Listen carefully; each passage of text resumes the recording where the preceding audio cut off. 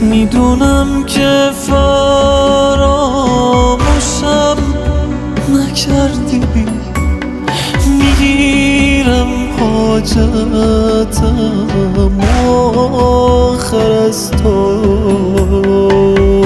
منو زهرا به دست تو سپرده، خودمونیم آقا کی بهتر از تو.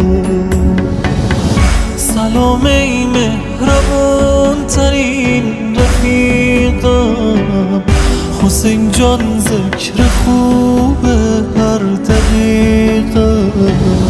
سلام